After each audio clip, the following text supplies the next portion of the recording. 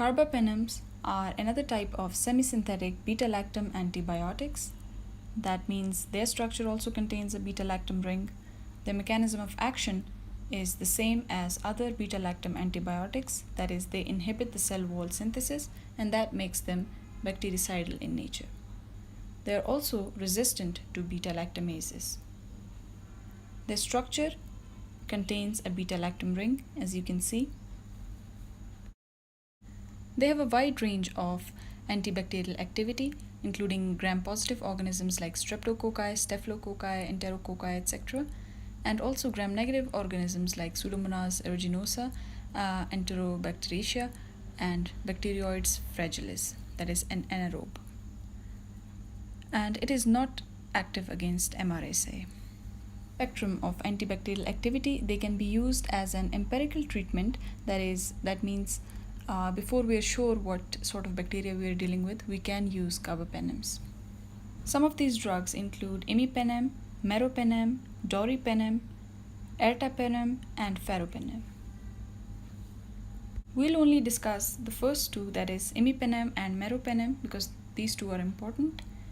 Imipenem is most potent of all the beta-lactam antibiotics. Now this is a point to remember.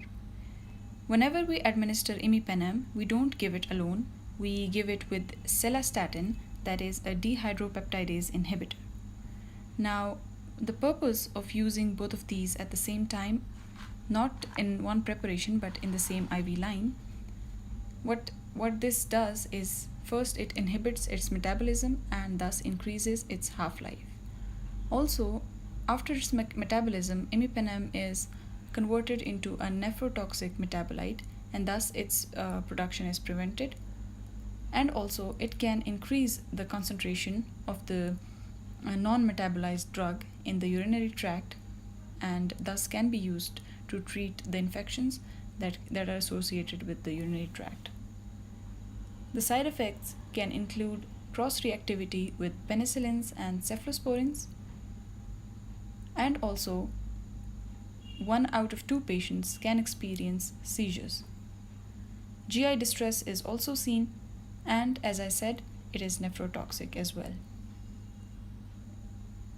For meropenem and doripenem, you don't need to give celastatin with them, and the risk for seizures is also lower than imipenem, and they can be used when the Pseudomonas aeruginosa is resistant to imipenem.